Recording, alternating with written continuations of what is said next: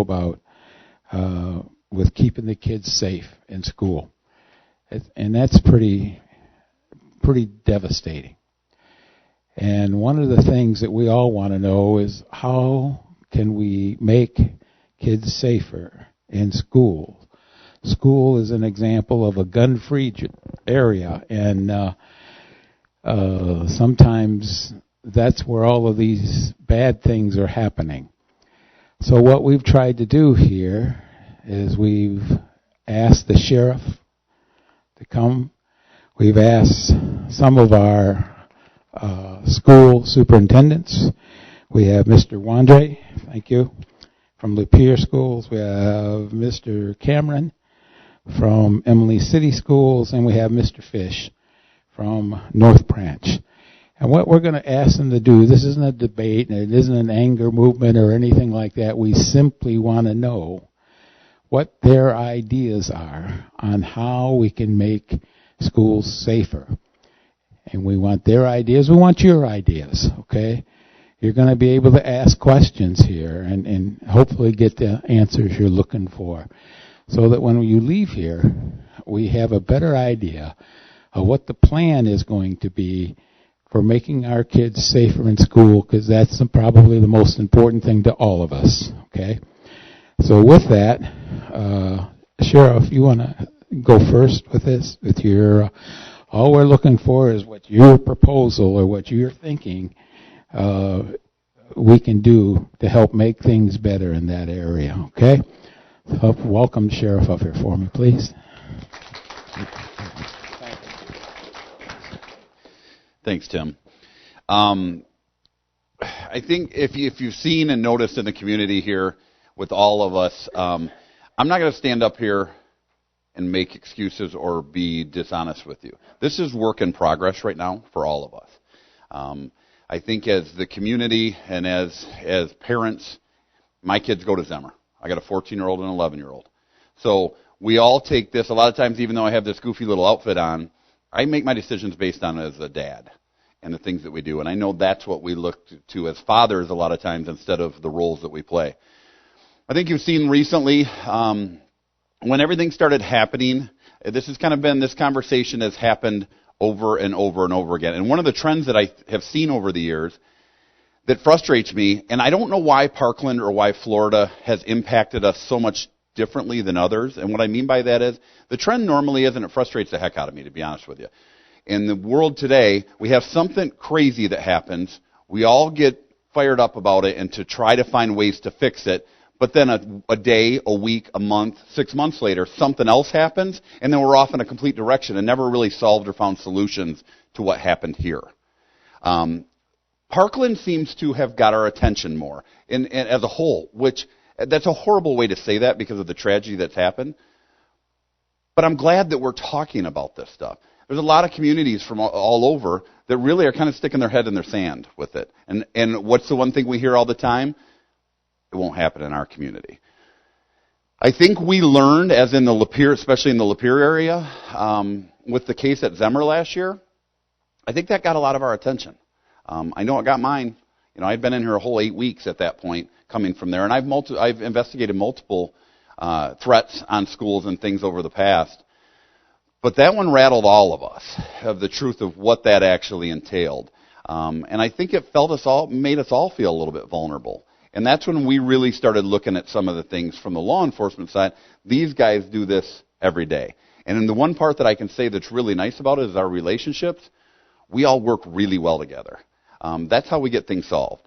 So originally when we first came in with the Zemmer deal, before that, we have an app. I won't go in often tangents with you, but we do have a Lapeer County app now that we're starting something called Silent Hero. It's similar to the OK to Say project. We haven't pushed it out through the schools yet because it's about 60 to 70% operational at this time. It's something that kids can go on there, an anonymous source on their cell phones, which are attached to their nose 24/7 anyways. But it's a way for them to go in and send information to law enforcement, to central dispatch, via text that is not tracked to them. The reason I say that is I talked about this back when I was campaigning for this, is because I saw the need and the things that were out there.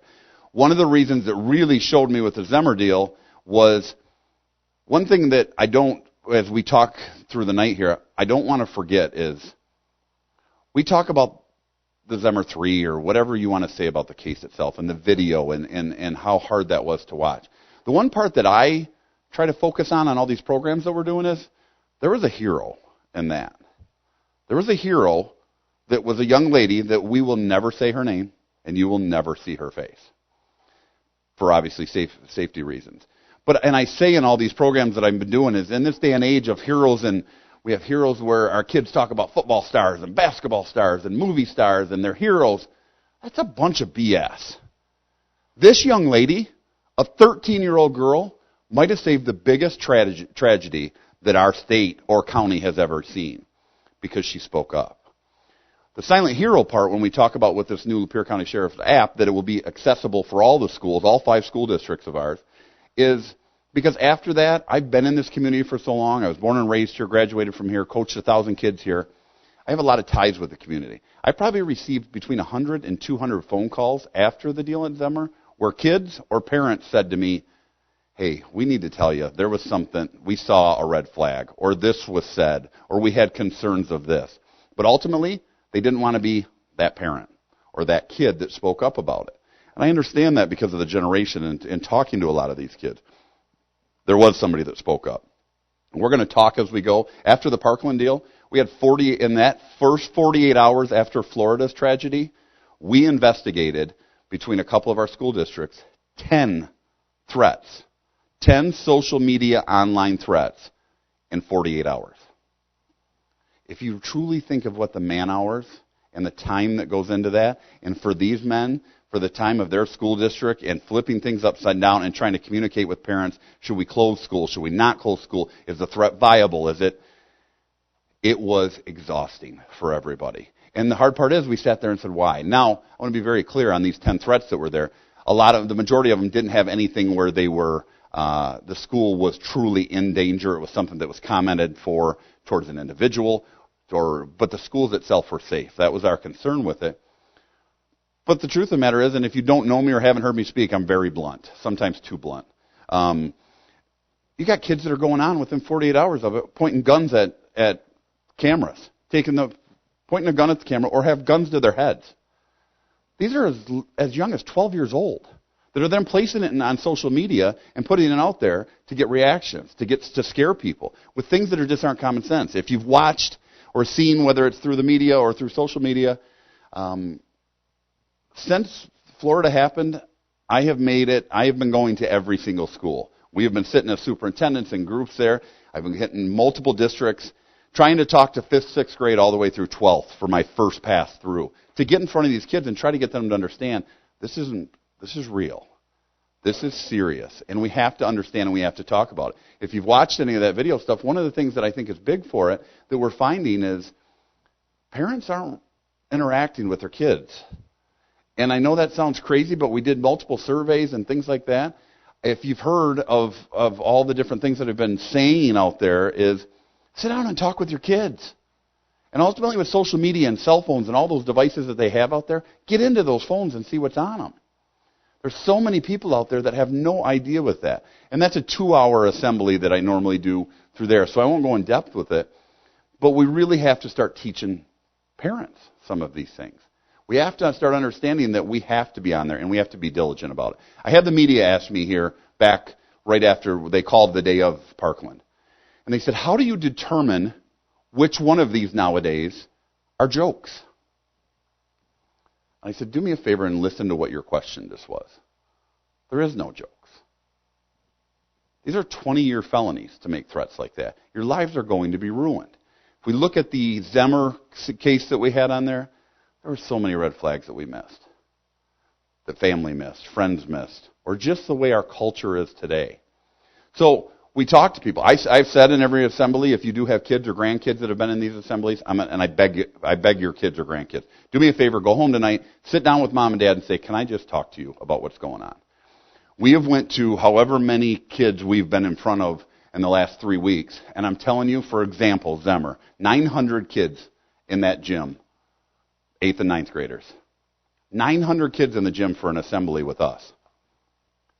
I know in 8th and ninth grade, if I was going to an assembly, I was probably going and I was going to mess around and I'd probably look at girls and not pay attention. These kids are dead silent. They're attentive. They're watching what we're saying. They're asking ungodly great questions that are deeper than most adults ask us. And the truth of it is, it's because they're scared. They truly are scared. And I'm fortunate with a lot of these because of coaching so long that these kids speak openly with me. And they're worried.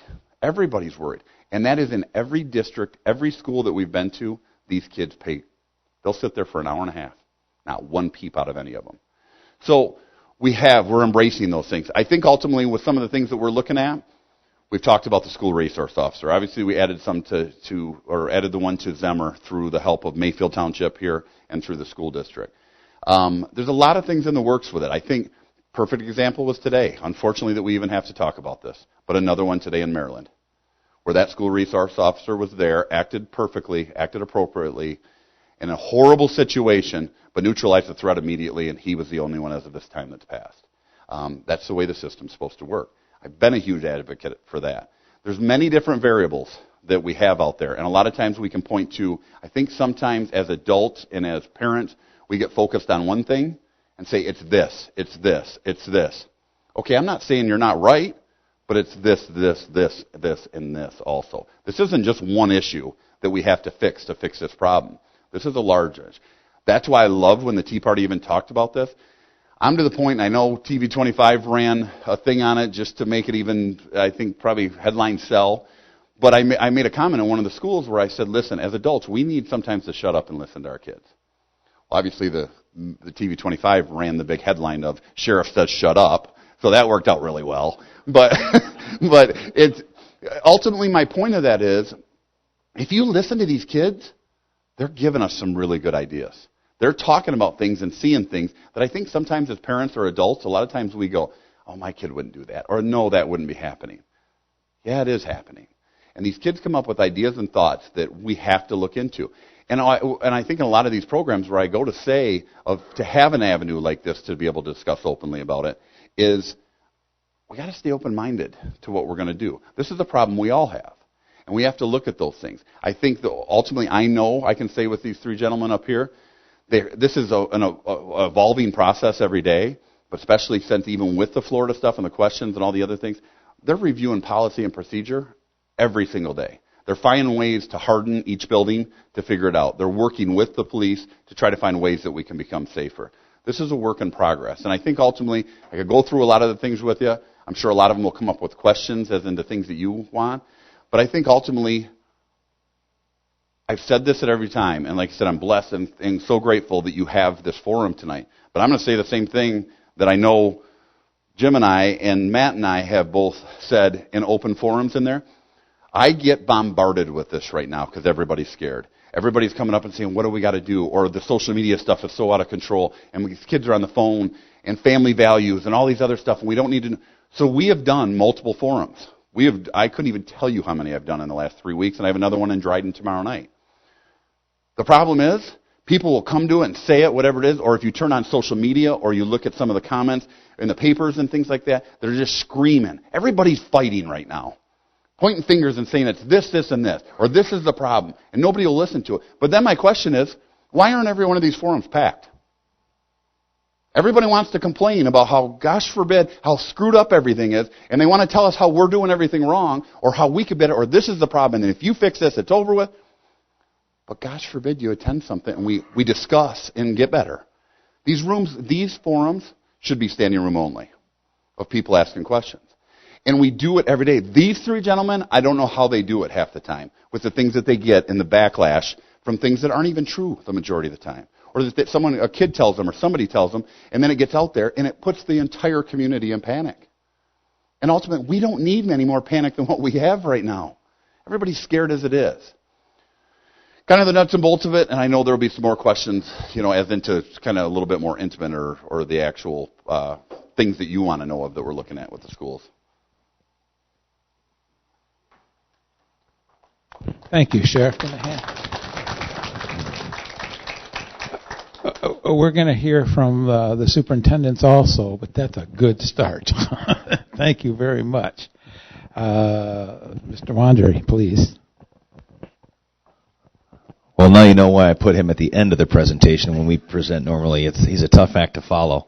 But I too want to thank the Tea Party for the opportunity and Tim for the invitation. As Sheriff said, these interactions are far too infrequent with our community. The school district oftentimes tries to host as many parent nights or question-answer sessions or town hall forums, call them what you want, as we can. And we all know how busy people's lives are, but with the amount of chatter out there, especially via social media in the traditional news media outlets right now, you would think that we'd have a lot more attendance and engagement in this topic. So it's disappointing, but you folks are all here because you want some answers. So I'm going to spend a little more time talking as it relates to some of the specific things that we're considering and discussing right now, implementing at Lapeer schools. But prior to that, I'm going to preface my comments with this. This is a very complex issue. I really appreciate the comments made in the video at the beginning that any response to security-related concerns has to have layers. It has to have multiple points addressed in it. It is not if we do A and add B, then we solve the problem of C. It's multiple layers of response, and so this is not going to be a quick and easy fix. In the last 2 weeks, I, in concert with both the sheriff and Lapeer City Police Chief Dave Frisch, have hosted 4 school assemblies in Lapeer schools and spoken to over 2,500 students. We had a parent forum with approximately 250 folks attend that as well. We're planning on an address IM with our 5th grade students who are, in a few short months going to be 6th graders. We've had a complete staff review of every single procedure, policy, protocol, administrative guideline relative to our safety and security procedures to see if what we're doing is the right approach. We're not security experts. We're school administrators. We bring in the experts both in the public sector through law enforcement, but also private sector security companies, and I'll speak to that in a moment. I have been interviewed by Channel 25, Channel 12. I've issued a YouTube video to our community, just kind of articulating all the things that we're considering and trying to plan for, and that's had 6,000, 7,000 views. Really, just trying to get the message out there of what's being considered. I think as a community, and I'm just one member of the community, certainly we hold leadership positions, but it's extremely important that we are very in tune, not just with what our parents and community members, business owners say about this issue, but also what our students have to say. Every one of us in this room, if you're a parent, has said one time or another to your child or grandchild or niece or nephew, I know exactly what you're going through. I was 16 once too, or I was 14 once too. Fill in the blank.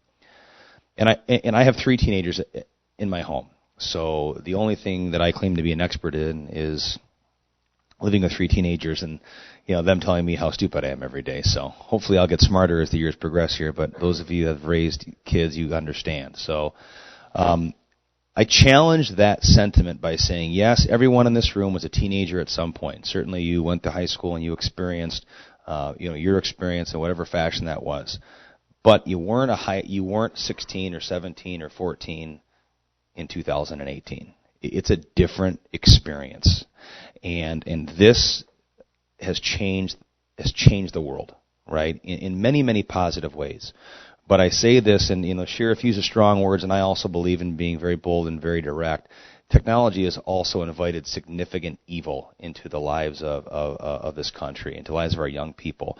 We've essentially handed them a gateway to horrible, horrible things, and we've allowed evil people access to our kids because we refuse to manage and have the proper oversight of this tool. That's what it is. Okay, a tool like a hammer, you can set it there, and it doesn't mean a whole lot. The operator makes the difference, right? A hammer in the hands of a licensed contractor is certainly better than the hands of a 5-year-old, right? It's a tool. The tool in and of itself is not inherently evil. This is not a bad thing because of its physical properties. But how it is manipulated and what it's manipulated for can be significantly controversial, and I use strong language like the word evil. And we have shared on many occasions in the forums with parents, so we actually did one earlier in the fall, the dangers of the digital age. We hosted 2 nights, 3 or 4 evenings apart to try and give multiple people the opportunity to come and find out if you're not comfortable like me. I'm not native to this kind of technology. I remember the days of no remote controls and, you didn't have everything on demand, and many of you in the room can relate to that. We're not native to this. So because we're afraid, because we don't know, we allow our kids, if they're being quiet and kind of on the phone, they must be doing something good. And so we talk to our parents of young people today about what they can do to monitor their child's use, how they can limit access to it, what are available apps that are specifically designed to monitor and engage parents in this challenge. As my dad told me, it was a heck of a lot easier to raise kids in the 70s than it is today. This is a very complicated thing to maneuver, especially if you're not what you would consider technically savvy. So this is creating a constant bombardment of problems for us.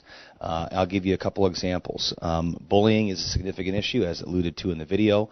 I have 3 secondary buildings with Roland Warner, Zemmer, the high school, and the Old West High School has, as you know, been renamed the Center for Innovation. So technically 4 buildings with middle school, high school age kids in them. The administrative staffs in those buildings spend an unbelievably inordinate amount of time investigating online cyber threats and bullying that generated not inside the school day, but in the evenings or on the weekends. And those problems are brought to their desk by mom and dad on Monday morning and said, "What are you going to do about this?" Okay? Now, when I first started as a high school level administrator, MySpace was the big interactive application that kids used to engage with one another. And our stance at the beginning of this whole kind of social media craze was, hey, it didn't happen here. Mom and Dad, you guys got to deal with it, and kind of this is a family issue. Please solve this on your own. We got a lot going on here. That's enough to keep us busy. We no longer take that posture because it's constant. And Scott alluded to it by saying their noses are constantly in it. Their life is embedded in those phones, for better or for worse. It really is the reality we have to confront. And we can no longer afford to be ignorant to it and put our heads in the sand and say, well, the genesis of the problem wasn't inside the 4 walls of the schoolhouse, so, Mom and Dad, it's your problem. We can't do that anymore. So our folks are spending a lot of time trying to prevent further issue by investigating these incidents, these threats, and taking every single one seriously. So it's quite a lot of work to be able to do that. I want to talk about 2 separate sides of this coin. Number one, there is the physical improvements, the hardening of the target, if you will. What are things that we can actually do to the physical plant of our buildings to make them more secure? And the flip side of that is, what are the cultural and societal implications of this issue? First of all, in Lapeer, and I again, just to preface it, I only speak for Lapeer Community Schools. These guys will speak to their specific institutions. But number one, we have to have an improved level relative to our security camera systems, our secured entrances with buzzer systems and cameras so we can identify who is coming in and going in our buildings at all time. We have 2 full-time school resource officers in Lapeer, one with Lapeer County Sheriff's Department, one with the City of Lapeer Police, and we are negotiating a 3rd. So we will be probably one of very few districts that have that much actual law enforcement support. And we have to have an established system whereby we can improve communication directly with law enforcement agencies as they respond to these incidents in our building. We're currently working with a software company to help us improve direct communication with law enforcement responders. And we are currently interviewing a variety of security companies that have a number of platforms that they are providing for us. I've been in Lapeer schools as a superintendent for 7 years, and I do consider our district a leader as it relates to having some pretty direct and bold conversations about school security. We've taken the issue of guns in schools head on. I hosted a forum very similar to this about the concealed carry issue a few years back. We've actually interviewed companies whose sole mission is to identify an armed response to armed intruders and school shooters. And those are difficult conversations to have, and they're very, very costly solutions. I can only tell you that. Let's not be naive to this. It's one thing to say, as a parent or community member, well, gosh darn it, security is important, and just do it. And you're not wrong, okay? But money talks, and it's a lot of money, okay? And if we are committed to this as a community, we got to put our money where our mouth is, and we've got to be willing to support what the costs are going to be associated with that. Listen, I first came here. There was one school resource officer. We're about to have our third. So the district is very willing to put forward the financial support that's required to fund some of this stuff. We're going to need some support. And whether that comes from Lansing or D.C. or local grassroots effort, I am just a firm believer that I don't think every single problem in our nation has a government response attached to it. It's not necessarily, I've said this in a number of forums, there's no magician coming from Lansing or Washington, D.C. to sprinkle magic pixie dust over Lapeer County and make these problems go away. These problems have to be solved inside of the four walls of our community. So those are some of the physical things we're doing and funding and supporting through, we're rubbing two nickels together and trying to figure out a way to redivert some funds to support some of these things. And we're very happy to do it. The cultural or societal impact of this, I honestly believe, is the bigger issue here. I've got 13 buildings in my school district, and I can harden the targets all I want. Just to be very, very frank with you, I can have secured entrances and the best security cameras money can buy, and secured buzzer systems and entrances that rival Fort Knox. But to be very blunt with you, and we've all had to live with this reality, if somebody desires to do damage in our buildings and schools, there's not a whole lot of security cameras going to do to prevent that from happening. Let's just be honest, okay? And so we have to attack this. I was interviewed on ABC 12 last week, and the woman interviewing me said, "Is this the time where all options are on the table?" And I think if you're a scientific person that uses reason and logic to work through the solutions to complex problems, it's a little bit disingenuous to say, well, no, we've only got to limit the possibilities of how we're going to address this to these 4 or 5 things. I think the time for the political back and forth is pretty much over on this issue. Let's talk about everything. Let's consider everything. And so these community dialogues are really important because I'm not really interested in what people in Washington, D.C. have to say about this issue, or for that matter, Lansing, which is a bit more local. I'm more interested in what the people of Lapeer, what the capacity you have to hear these discussions, what advice you might offer, and what solutions you're willing to support. One of the things we talk to our kids about is it's really hard to filter through the white noise of adults in this country yelling at each other and failing to compromise on this issue, along with a variety of other issues. But they have to be the generation that can take this particular issue head on, and I really think they will. And I echo what Scott said. Some of the suggestions we've gotten from young people in this community, folks, we got some great kids here. And I don't just say that, but tremendous. And here's why they're coming up with unique and different solutions. I agree with the video. I think saying the words ban guns and that's going to solve all the problems is really overly simplistic. Okay?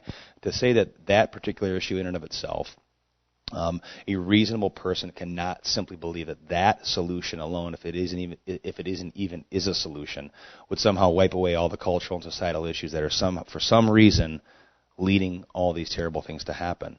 The kids are coming up with solutions because they're experiencing this as students. We are trying to rectify what's happening as adults, and we're comparing it to what our personal experience was like in high school and saying and kind of concluding, well, how could this happen? Right? Their experience is vastly different from ours as young people, and I think as they progress into adulthood, they'll be the ones that kind of break through the political talking points on this issue and really get towards solutions. And I have spoken to students on all sides of this issue, right, left, in the middle, you name it, and we've sat down and actually had a dialogue, and they've had a dialogue with each other about what they would like to see different about this issue. And the ability to compromise and hear each other is incredible. Now, they're also teenagers. Okay, they, to a large degree, lack the depth of understanding of a lot of these issues, right? And so I'm not a person that subscribes to something as simple as saying, well, what does a 17-year-old say? And gosh, we're going to change policy because of it. Okay, not necessarily a wise course of action, but certainly we have the opportunity, and I think the obligation, to listen to what young people have to say on this issue because they're experiencing it where we never did. So bullying is a constant problem. The video speaks to that, I think, very articulately. Scott mentioned the parental monitoring of social media. It is your absolute obligation as a parent or loved one of a 13-year-old, 14, 15-year-old to take the time to learn this stuff and get in your kid's phone. See who their friends are, see what applications they're looking at, see what they're downloading, see what websites they're viewing. We can point to Parkland and look at the complete breakdown of every agency in that community to address that issue. But in reality, I would much prefer to talk about what happened or didn't happen in that child's home that led to this. Now, I'm a school superintendent. I can't legislate, nor can the sheriff legislate what happens in homes. But certainly we're seeing a manifestation of a lack of involvement with our children and simply talking to them and having a relationship with them, and it's not good. It's not good. We're having more disconnected kids. This has limited their ability to communicate effectively with other human beings. I talk to the kids and I joke with them. I said, God, I've got 3 teens, and I've seen them have their friends come over, and they're texting each other, and they're in the same room. Like, put the phone down and talk to, that human being sitting next to you on the couch. We are, folks, I've been a professional educator for 20 years, and I've seen young people's ability to communicate on a human-to-human, person-to-person basis has been impacted because of technology in not so positive ways. We have to start addressing this issue. The researchers on the addictive nature of cell phone use, and in particular social media, the science behind it is remarkably strong. When you gamble, when you drink alcohol or use drugs, a chemical release in your body of dopamine is the addictive component of why people keep going back in greater doses and need to do more of it. The exact same chemical is released in the brain when people are on Snapchat and Instagram to see how many likes they've gotten or shares they've received or what affirmation can I get from posting this or liking this or clicking on that. And in the same fashion, where you wouldn't hand a 13-year-old the keys to the liquor cabinet when they have a bad day and say, well, just take care of your problems in that fashion. You wouldn't do that. You wouldn't ever think to do that. We're simply handing them the keys to an equally addictive tool and saying, take care of your problems that way or get your social outlet that way. We have to start appreciating the danger in this tool. That being said, I'm also very cautious because there are some significant benefits from an educational perspective at technology, and we can't. It's no longer a binary problem. Binary meaning 2 choices: either a world without tech or a world with tech. Guess what? It exists. To assume that it doesn't is, again, I'll use the word naive. So we have a world with tech. It exists. It's here. It's in the midst of our child rearing. It's in the midst of our educational system. It's in the midst of our political system. It's an indispensable part of the economy. So how to raise young people to be what we would call mature digital citizens is the job for all of us, right? I oftentimes, when parents challenge me, they'll say, well, isn't that your job to do fill in the blank, whatever it is? And my response almost very naturally is to say, why are you so quick to cede that power to me? Right? I'm just the school. Right? My job is not to teach morality, right from wrong. My job is to support our families and parents in mirroring their values and what they believe, which is why I'm more inclined to put the microphone down and hear what you think about this issue so we can make sure that we are being responsive to what our community thinks our schools should look like. That's important to me. Because we are a partner in raising kids. I'm not the first partner, though. We are the support network for parenting. And far too often, I think we're arrogant to think that we have all the answers and we can simply solve this problem. Well, folks, a public school system is more like a triage center. We're not a long-term health care facility. Okay? We can initially diagnose problems and we can take things as they come in the door, but at the end of the day, we're only expert in one thing, and that's teaching kids.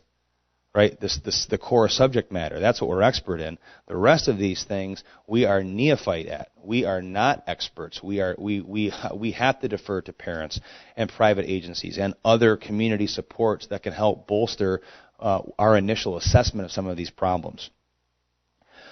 We have to do things like peer-to-peer mentoring and teaching kids how to problem solve and do those things on their own without having an adult or government intervention every single time something goes wrong. And we also have to, I think, do a better job as public employees partnering with other agencies and not be so siloed. So why don't the school districts have offices for community mental health right in our buildings, or the health department, or other private practitioners who offer psychology and social work and counseling services? One of the things we keep hearing repeatedly, and it's very true, kids dealing with depression and abuse and bullying and neglect at alarming rates. All right, I've got 2 counselors at Rowan Warner, 2 counselors at Zemmer, 800 plus students. The numbers just don't simply bear out. We can't possibly process the number of kids that have mental health related issues. So why don't we do a better job of supporting support in all agencies, but also doing a lot more to educate parents on kind of the dangers of what's out there and they have to deal with today. So I've taken way too much time, and that's a lot more than I wanted to say. But as you can see, this is not just a simple answer. We have a lot to discuss, and it starts in rooms like this, that we have to encourage each other, our neighbors, and other parents about how to deal with this issue more effectively. And I think we can do that. But I'm not necessarily interested in some of the national talking points on it, because I do truly believe it's got to be grassroots, families helping families, schools supporting parents, and likewise. So thank you for the opportunity to be here. I appreciate it. Thank you, Matt. As you're beginning to see, this ain't no simple answer here, is it? We got to think about these, and that's why these gentlemen are so important, because that's what they're doing. Okay, Mr. Fish, please.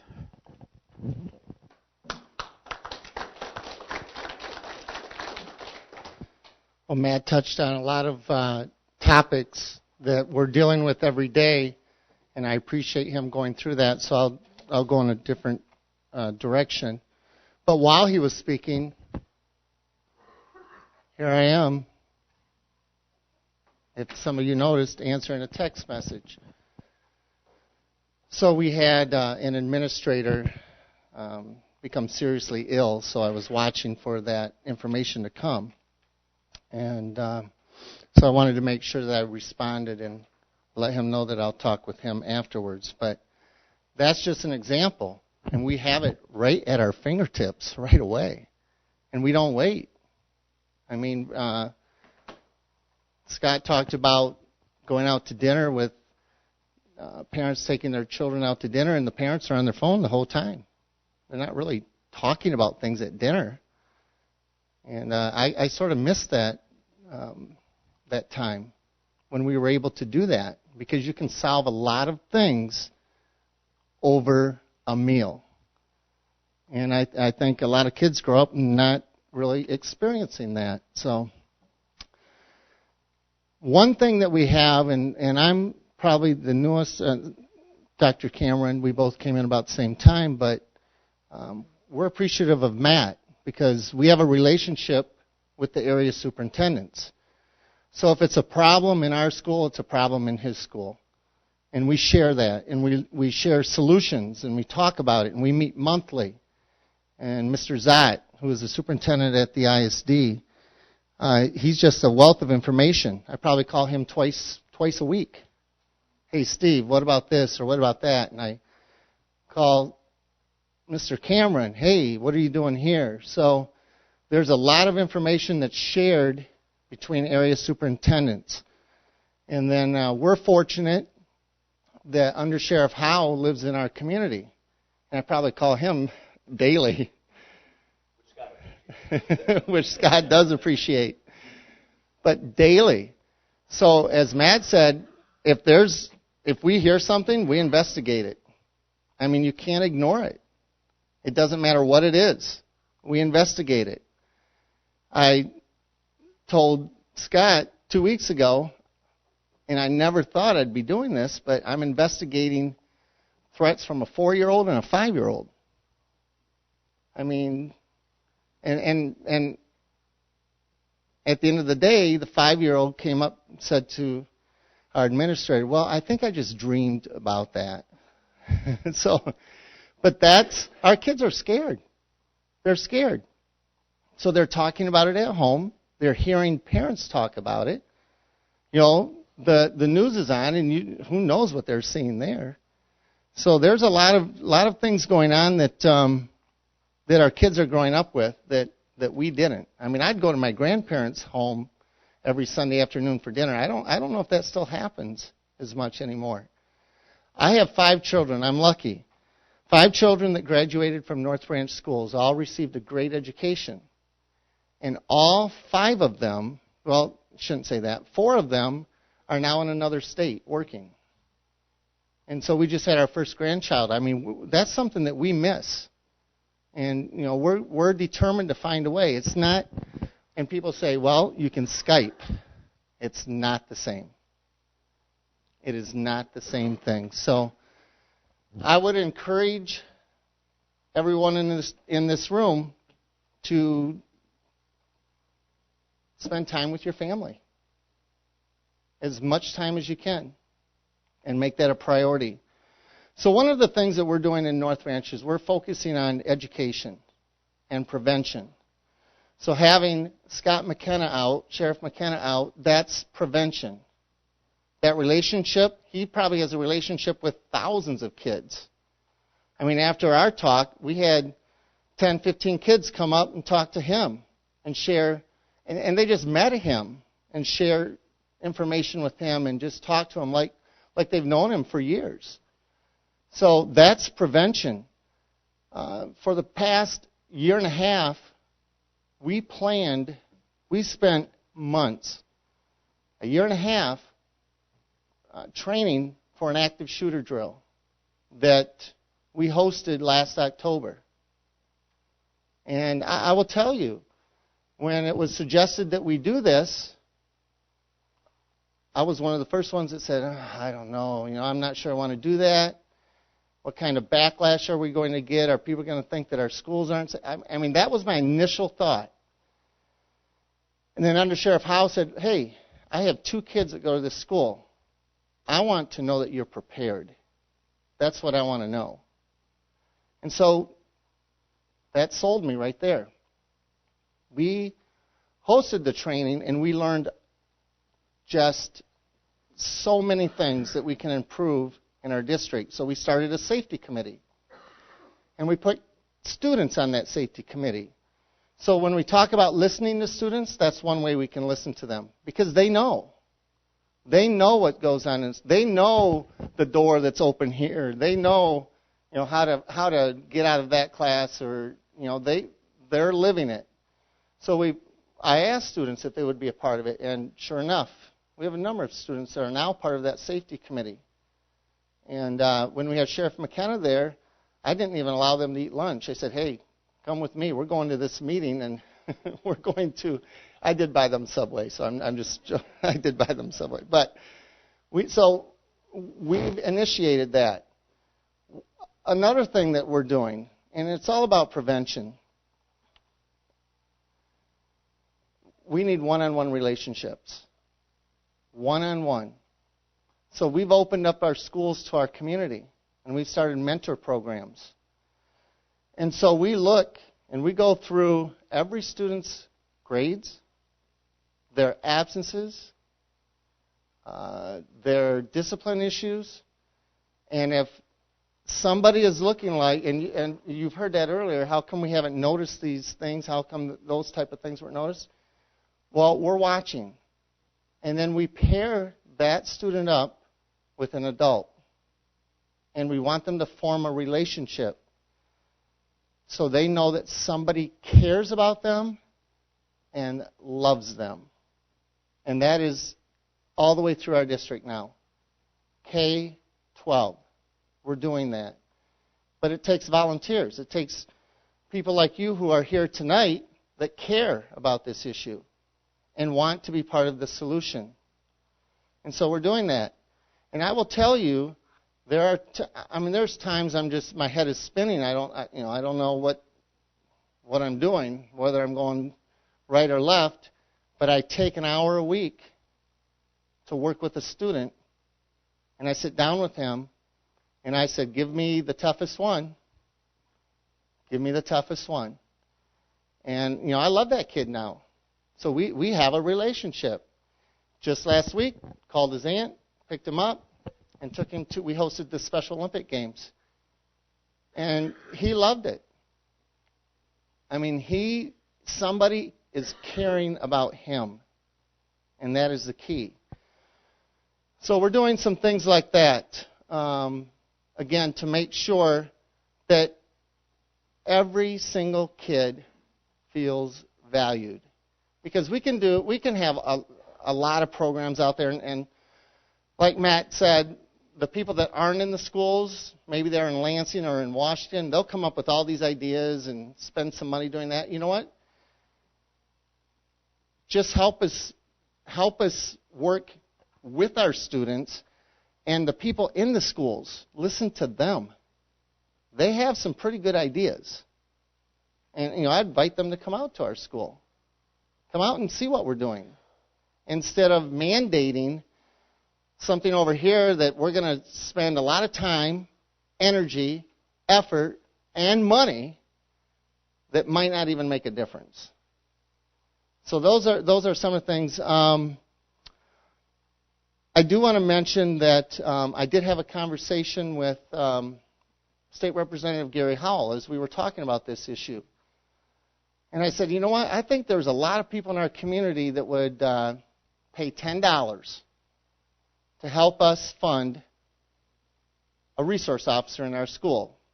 How many people in here would pay $10 to do something like that? I said, fine. And I asked him, I said, can you find a way to make it happen? Because right now, if we pay for that resource officer, that's money that's coming out of the classroom. And what do you send your children to school for? To get a great education. Our principals, he mentioned what they're doing. Our principals are instructional leaders. That's what we want them to do. They're not spending as much time doing that as they should. And I think everybody is, I think we have great school districts here in Lapeer County. Outstanding. And, education is taking a beating nationally, in the state, and I guess a little bit locally. But now that I'm in this role, I see what goes on in the classrooms. I'm in the classrooms. And I can tell you we take on every single issue that comes our way. So they don't come to us and say, hey, I'm ready to learn, let's go. And we have great kids, don't get me wrong. But our teachers take on every single issue, and they do it willingly. And they do it for a starting pay of $35,000. And I know basketball players that make that in 2 minutes. 2 minutes. Or one at bat for Miguel Cabrera. One at bat. And they're spending a year with your kids doing this. So I think some things need to change. I hope to be part of that solution. And once again, I do thank you for inviting me here tonight.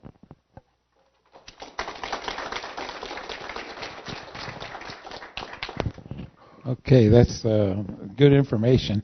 When we're all through here, I said earlier, I'd like information from you people. I want the audience to talk, okay? Ask questions. These are the people that can help us get the right answers done. Mr. Cameron, please.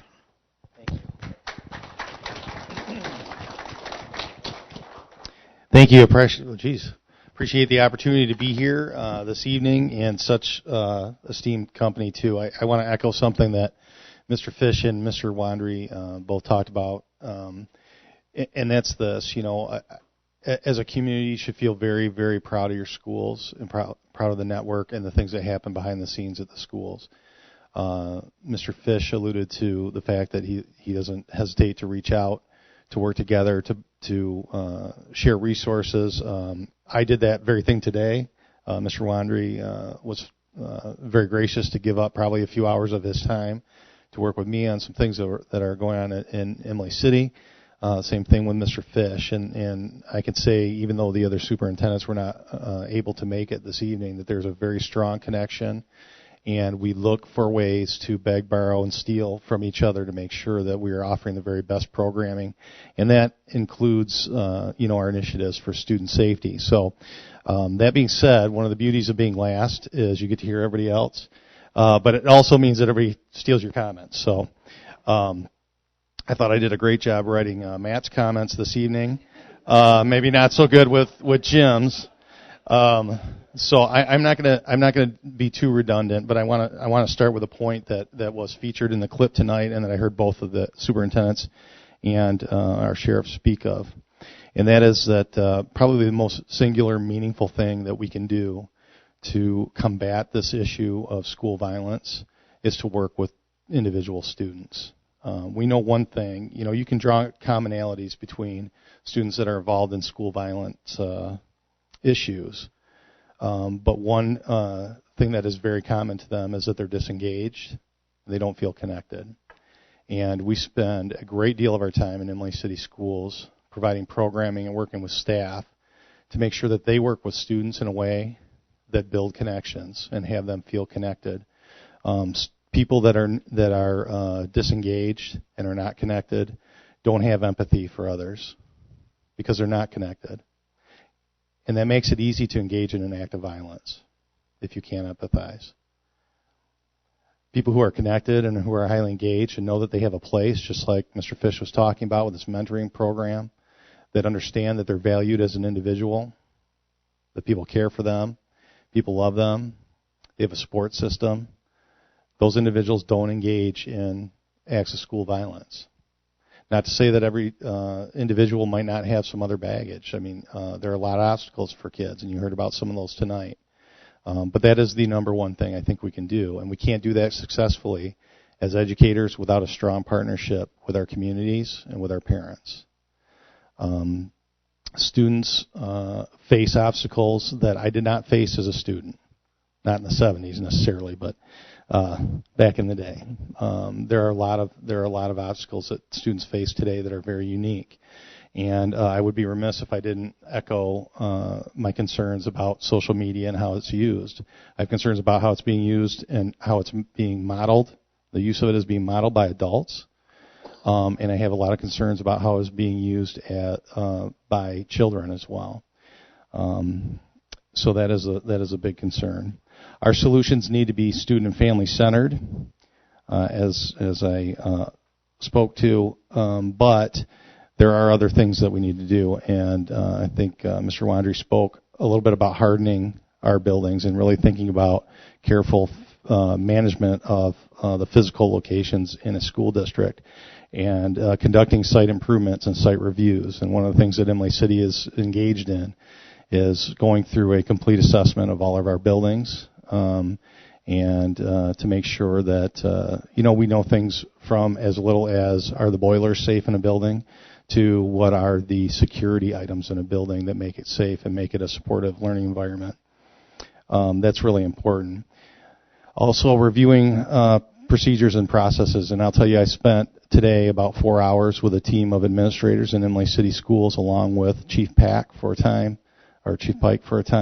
who sat in with us to review our handling of any recent security issues. Because one of the things that we need to do is, we have a policy, Matt's correct, but every time we have to employ that, our obligation is to make sure that we debrief and that we review and that we continue to spiral in until we get that thing really dialed in. And again, that is a really time-intensive piece of work, and it's really important. And we devote a lot of time to that. I think that is relatively new. I mean, since 1999, I would hazard a guess that educators didn't spend as much time on that type of work, but it is key to what we do every day. Again, I would echo what Mr. Wandrie said. Technology is a double-edged sword. So there are some great uses for technology in terms of security. In fact, recently, Mr. Zott and Mr. Wandrie brought to us, to the county superintendent, some technology options that are really impressive that might help in school violence situations. I want to talk a little bit about the man on the far left and his colleagues, because I think that one of the most valuable resources we have in Imlay City is a full-time liaison officer. And he is Johnny on the spot whenever we need him.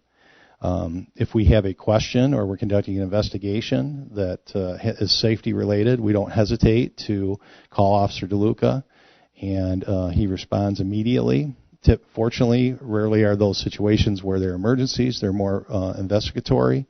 And he will spend time, lend his expertise, and draw upon the training that law enforcement officers give, and that is invaluable. School resource officers get a paycheck as well, as they well should. In fact, they're probably very underpaid. But that is a resource that's expensive. When we talk about what are things that communities can do, that would be something that in Imlay City we hold near and dear, and that we would ask our community to continue to understand that is a legitimate and very needed expense in our school budget. In regards to things that we are doing in the school district, in addition to a facilities review and assessment, we have in the last 10 years, probably twice now, gone through and updated security cameras, door mechanisms, buzzer systems, gone to single points of entry. So the days of strolling up to school, getting out of your car, and walking in whatever door you want just don't exist anymore. We have closed-circuit TV cameras on all the points of entry and buzzer systems so that people have to buzz in and have permission to get into the building, and some physical door mechanisms that we use when we have to have a lockdown drill, those types of things. So in the event of that, we would have a quick close, a quick lock in a safe environment. So those are some of the physical things. We do contract, and we are not alone. The other districts in the county also, including the intermediate school district, contract with Critical Incident Management, which is an entity whose expertise is school safety. And it is run by and staffed with former SWAT and Michigan State police officers who have an expertise in dealing with crisis management. And one of the things that they do, in addition to just general consulting, is they will come to our buildings, they'll review the physical spaces in our buildings, they'll also give us advice about our school procedures, things that would be effective. And all of the schools in the county actually have the point person from Critical Incident Management, whose name is Tom Meinsberg, is a former SWAT officer, basically on call for the school district if we have an incident in a school district, and he will be here and help us manage. But I think his consulting is really the most valuable piece of this, is to really give careful scrutiny to our policies and our physical environment to make sure it's as safe as possible. Again, our partnerships with law enforcement. I've been in Imlay City Schools for 23 years, and Officer DeLuca, our liaison officer, I think hired in and became a liaison officer right about the same time that I started teaching in the district. We have a great relationship, and we have a great relationship with the other individuals in our local police department, and can't speak enough about the work that they do, the care that they have for our kids, and the lengths that they're willing to go to make sure that people are safe. Again, in terms of student engagement, Imlay City has done a few things. Now it's been a few years. We were a district that brought Rachel's Challenge out, and that was a program that was a school safety program. Rachel Scott was the first victim at the Columbine shooting in 1999. Her family turned that tragedy into a teachable moment for students, and they focus a lot on working with kids to give them strategies to connect with one another, to make sure that they're engaged and connected, and also to communicate the importance of what Mr. Fish and Mr. Wandrie, Sheriff McKenna were talking about, which is reporting. Don't be silent. If you see it, say it. And that's an ongoing theme. So we have some student programming like that. We're looking into, in fact, in the fall, we will bring the Watchdog programs to our elementary schools. And Watchdogs is not so much a mentoring program as it is a opportunity for male role models to come into and volunteer in school buildings and have a strong presence in the hallways, on the playgrounds, to make sure that kids have a feeling of security, but also to interact with students in a very positive way.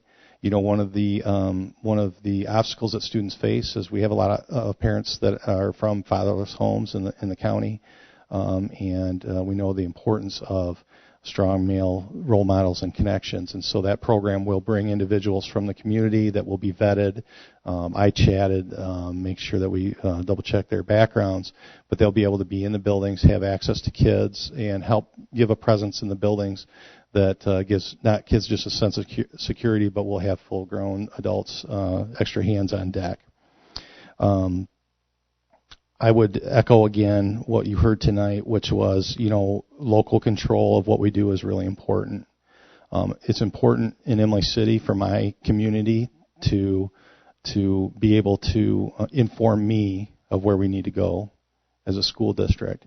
Along those lines, I think that my colleagues here would echo that the school funding system is very problematic, that some of the strings that are tied to school funding do not give us local control, and we are at times forced to apply funds in areas where they're not as needed, and we don't have funds in areas where they are. And so more control to be able to develop a budget locally, and more flexibility in how we spend that, I think, would be really effective for many schools. And then we could individualize the needs, meet the needs at our school district.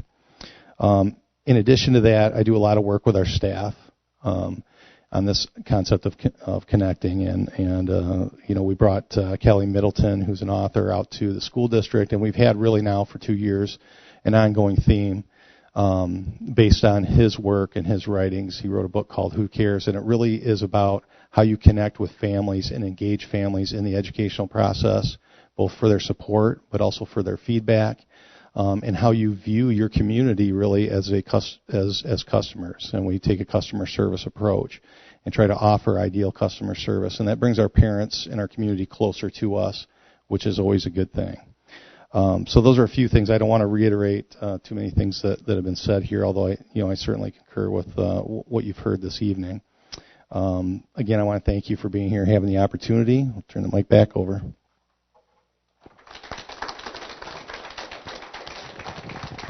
Thank you. Wow. When the Tea Party set this thing up, okay, like most of you, I'm sitting here thinking, this is nothing but, we're going to hear about how we're going to put guns in school, or we're going to lock the doors, or we're going to do this. You listen to these gentlemen up here. They're talking about stuff that is the real issue here. That's what we have to do. It isn't just a matter of giving a teacher a gun or locking the doors or putting more alarms out there. Those are important, but they're not the answer. The answer is listen to what they're saying and what we have to do to make the difference. With that now, then, I want to ask you all questions, and I'm going to have Myra go around with a microphone. If you have a question you'd like to ask any of them, these very intelligent gentlemen here that are giving us all these answers, please ask them, no matter what it is. First person? Anybody first? Okay, well, wait a minute. Jack. I heard the discussion. Who do you want it to? Anybody in particular? Well, I'll start with the Lapeer because I live in this area. The Lapeer Superintendent. Is it not? It's on. You mentioned that you have 13 buildings that you have. You have designated 2 security officers within all 13 schools. What's your student population? 5,000. You're overwhelmed. Yep. Okay. Same question to all of you. You're pretty much overwhelmed with a lot of buildings, a lot of student population, minimal teacher population, and security issues. Yeah, correct. And I if you don't mind me jumping in, I think you touched on something that's important to us. Mr. Wandrie mentioned it earlier. When we talk about, in my opinion, the most meaningful thing we can do is really dig deep and reach down and connect with kids and engage them. Much of that meaningful work gets done by school counselors. I think that you may be concerned if you looked across the country in terms of the ratios of that very important position to the number of students. So in Imlay City, you have 2,200 students and 2 school counselors.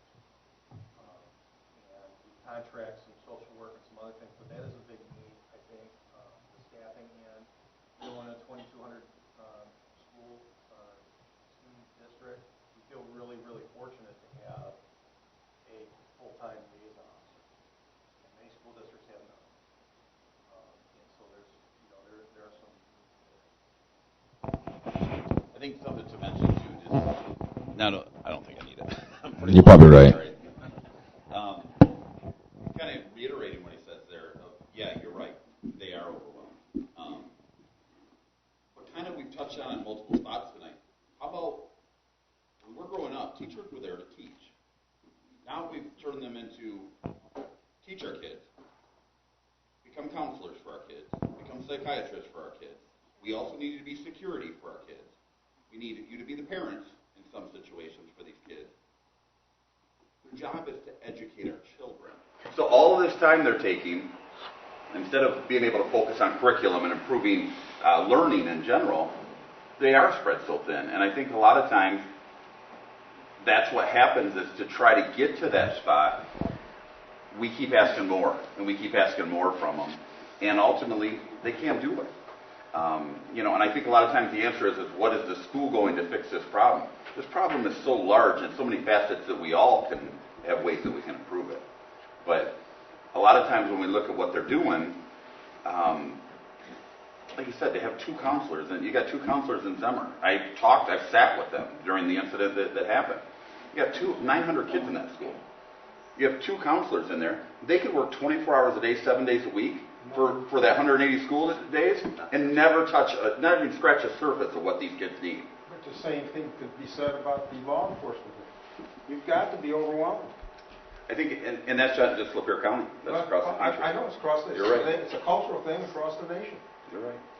It's I was in the Park Service as a ski patrol. Ski patrollers don't patrol anymore. When I was in the Smokies, they were telling me, we have this issue over here on this side of the mountain. Marijuana. So you see guys shipping marijuana, am I supposed to carry a gun now? See, that's the same issue I've seen across the area. You're overwhelmed with population of students. I think of my father who grew up in Vassar, and I look at his one schoolhouse, with various grades and interaction between the various grades. One kid, the older helping the younger read. But now I'm looking at 30, 40 people in a school room with one teacher and maybe an assistant. And then you have chaotic issues, and then you have the information age, and they're glued to this. Okay, so I understand. If any of you notice that a child is, you think they're mentally ill, do you bring in outside mental health people, or does the school do it themselves? So yes, we mentioned earlier that there's a variety of agencies that we work with that provide free counseling for families, because a lot of folks don't have health insurance that would cover psychiatric care, counseling services. So there is, and probably very similar in the 2 school districts that are represented here, kind of a team approach, right? So a young person has an issue, a teacher or a lunch lady or a bus driver or a superintendent sees a young person struggling, we'll have a kind of like a student assistance team. So it'll be a counselor, a teacher, the parent is part of that. Say, hey, what's going on? What are we dealing with here? And then oftentimes we find, quite frankly, at least in my experience, that moms and dads, for the most part, pretty agreeable to our assistance and help. But the first question after, what do I do about this is, where can I go to get help? So we have just a host of services that we kind of hand folks, that whether it's Catholic Social Services or other local church agencies, right, or community mental health, or a variety of places they can go to get free counseling. And then when it's not on a prevention side, but when I've actually dealt with it as a student that's violated the code of conduct and maybe they're be in a position to be expelled from school, we will oftentimes make that a requirement of their return. So one of the things that we don't believe in is just kid makes a mistake, kick them out for 180 days, and then just tell the family, well, hey, good luck. come back on 180 and hope you've solved all these problems, because oftentimes the young people that have issues in school, they're dealing with a whole host of other things outside with mom or dad or issues at home. So when they come back to be reinstated, we want to know, hey, did you any further trouble with the law? Many times they're on probation. How'd that go? Do you have a job? Are you doing online schooling if we make that available to them?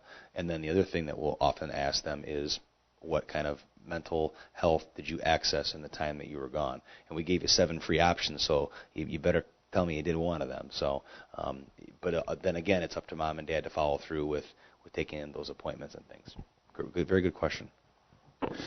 First off, I want to thank all you guys for being here. I've been involved with this group for the past 9 years, and I don't think we've ever had a meeting that's quite as important or impacting as having you guys here. That being said, I have 2 questions. First one is directed to the sheriff. Accountability is a big part. You have to have accountability, and unfortunately, it would be a great world if all parents were involved in keeping track of what their kids are doing. Unfortunately, they're not. And when you get some of these issues like are there methods to hold parents accountable for the things that their kids are doing in school? So that would be my question to the sheriff. And as far as for the superintendents, I know my last one graduated high school 4 years ago. It's going to be graduating college here in about 6 weeks.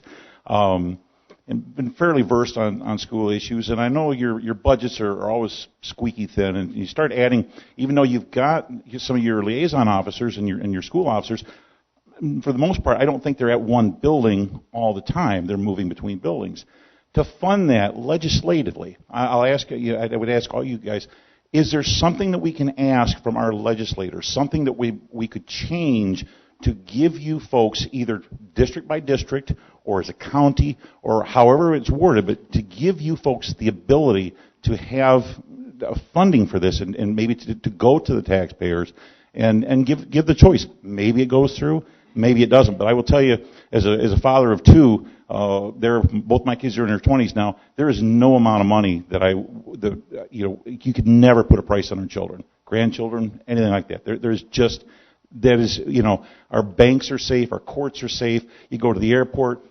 It has befuddled me for 25 years why we don't have some better means of protecting our kids.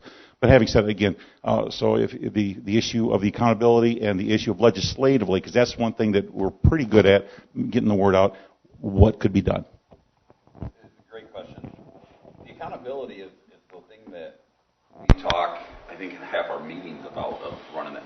And I'll give you an example. One of the things, you can argue both ways on this. The Zemmer deal from there, it got thrown in at the kind of the end game prior to their sentencing, that those families were charged large sums of money for the school district, for the prosecutors, and for the sheriff's department, and the man hours and woman hours.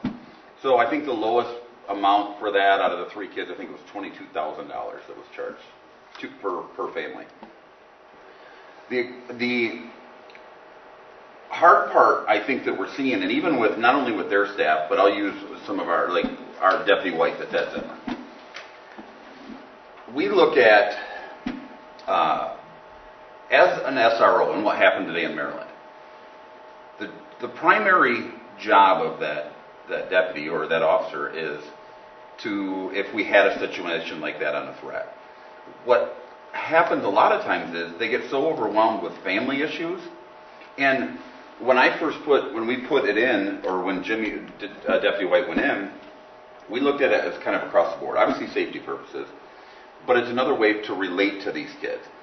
You would not believe how many of these kids, when you get in there, that are labeled such as bad or troubled kids or parents can't control with them, and all of a sudden you get down and scratch that surface a little bit, and you find out what the true root of the problem is. It's stemming from home. So I think Deputy White at halftime, or a big majority of his job, is being Dr. Phil, is because they don't have those parts in there. I think we do. I think that's another part when we talk about accountability, is when we really focused on getting these kids the message of social media, the dangers, but not only that, the threats and the consequences that come with that now. But I think that's why we really push for the parent forums, and the media has been so helpful to us with the county press. They've been hammering this stuff, because I think we all see the problem is, I say it very openly. I love what we're doing in the schools and talking to the kids. The ones that I get excited about are the parent forums. Because to get there and say to them, the problem is trying to get the people that are in those rooms. I don't have any problem saying it. I told you I'm very blunt. Usually the people that are in that room are the ones we don't need in that room. The ones that need to be in there are the ones not coming anyways. So I think the accountability side, I think you're starting to see changes in that in prosecutors' office across the country, because ultimately it comes to the point of we can sit and say, yes, as a kid, you did this, but then when we look back and see where their path that brought them to that point, some of them had no chance from the beginning. So I think we are really looking at that. We're trying to find resources, like you said, through CMH. The true primary role of an SRO in a school, and I know it is with Mr. Wandrie, we're not in there to arrest kids. We're in there to try to deter those things and get them the help that they need. That's I think where our goal is. But the accountability thing is something that I know Lapeer County is really starting to talk about this, and we're starting to address those situations head on. I can guarantee you over the last 3 weeks of having parent forums all over, here, Dryden tomorrow night, I upset some people. Because ultimately I'm going to say the things that need to be heard. I'm not the best parent. I screw up every day, but I continue to try to get better. So I think by taking those head on and finally talking about these things of, you know what, parents, get into your kids' phones. The Zemmer deal. The prior to that, once we went back into it, they were on multiple social media sources posting pictures of Columbine calling Klebold and the kids that reenacted that, calling them gods. These are 14-year-old kids that are posting on social media. How were we not told of that? And how are parents not looking on there to see, or even that network of group for people to come, hey, little Johnny just posted something about Columbine with the photos on there, calling them gods, and they're going to be the next gods in this town. We have to talk about that. And ultimately, we're going to upset some people. And truthfully, that's why I was voted in here to do it. If I upset you, I'm sorry, but I'm going to speak the truth. And the accountability question from the school perspective is very similar. I despise the phrase zero tolerance because it completely absolves a school district of any responsibility to do a deep investigation on each of these situations, because they are unique and different, right? So you people hired us and entrusted us with the ability to problem solve and reason to these circumstances. But I can tell you this. Dealing with these threats or supposed threats or kids that may have intended it to be a joke, it's about as close to zero tolerance as someone like me will get in terms of the types of consequences that we will administer to kids and their families for engaging this behavior, because the amount of instructional time lost and the amount of scared kids and scared parents that and the types of resources we have to employ. I can tell you there hasn't been a day, not one, since the Parkland shooting, where I haven't had to make a decision about whether or not to communicate to the entire town about an incident that we were investigating. And, Mr. Cameron and I had this conversation today. The shortened time frame that we have to make a really good decision has been absolutely destroyed by social media. So now instead of sitting down in our office with some advisors around us saying, okay, we got this issue, we have a threat, we have to investigate it, that takes time. If you involve the police department or sheriff's office, that adds another layer of time because they've got things that they're working on too. The community's desire to have almost immediate communication on these issues is almost insatiable. And it gets to the point where if they don't know about it before their kid gets home, they're on Facebook, they're on social media, and they're just crushing us. They're crushing the sheriff's department. They're crushing the superintendent. Why didn't we know sooner? We have found out many incidents from Facebook before we heard of them firsthand, from the investigating authority or from the teacher or the principal. It's a little hard to develop a sound and reasonable reaction or response to something that requires complexity in that short of a time frame. And so the issue that Mr. Cameron was referring to earlier that he and I spoke about today was that very issue, right? We've got a serious incident, and I think people have a desire for quick and not accurate information. Right? We just want to hear something, but oftentimes we're not in a position to give accurate information, and a bigger crime is to provide misinformation, we think. So you're looking at people that are well-meaning people, right? We don't like this issue any more than you. Trust me, we don't like it a lot more because we're parents too. So we wear that hat every day, the fear that the community feels. But we're also charged with trying to manage the safety of several thousand young people and several thousand adults that come and work and visit our buildings every single day. The accountability piece is huge, Bill. It's huge that a message be sent in some way that this will not be tolerated in our community. And I don't know the answer to that. I can only know the limitations of our authority predetermine what we can and cannot do. Legislatively, I've spoken directly with Congressman Mitchell and Representative Howell, and my board president, Mike Keller, has spoken directly with Senator Green about a legislative solution. Not necessarily, don't tell us what to do. I think the people in this room, I think the people that you've chosen as your local leaders have a much better idea of how to spend the money. But the fact that we don't have earmarked dollars for school security at this point in the game, maybe that's on us that we have not pressed that issue. Because what happens when I spend money on a school resource officer, it's coming out of the math curriculum.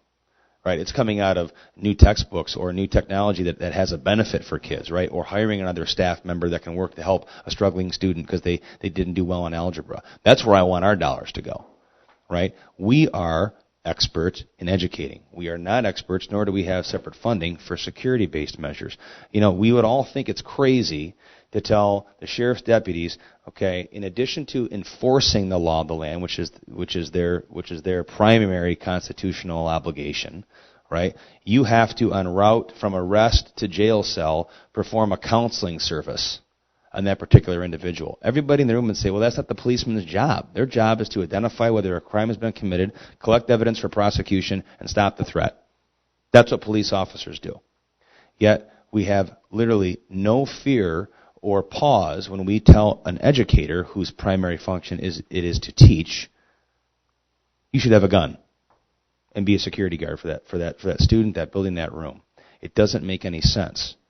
That being said, right, do we need to consider what that might look like if we've exhausted all their options and they're not working? The answer is absolutely yes, 100% unequivocally. Right? But we really want to be careful as a community, as a society, in really blurring the lines of who has an expertise in which area. But I certainly agree with you, and I would urge the community that when you have, I think our local leaders are very accessible people. Every time I talk to one of the three gentlemen that I just mentioned locally that have been elected here, they are returning my phone calls. They come to meetings. They want to engage in this topic in particular. They think it's important. So I think we stand in a really good position to get some response from Lansing. And I'm not talking about it in terms of new legislation that limits our power and authority, but does earmark significant dollars for this. Because to the gentleman's point earlier, with 2, potentially 3 school resource officers and 5,000 students, the numbers still don't add up. Still not enough. First of all, I would like to thank all of you for being here tonight. I've been to 3 parent forums and 1 student assembly in Lapeer schools, and Superintendent Wandrie is correct. You could hear a pin drop at Zemmer that morning. So, Dr. Cameron, thank you. I'm an Imlay City alumni. Superintendent Fish, I love your idea of this one-on-one peer thing. I'd like to see that happen, Mr. Wandrie. The very first, what I'd like Mr. Wandrie and Sheriff McKenna to talk about is the first parent forum you did.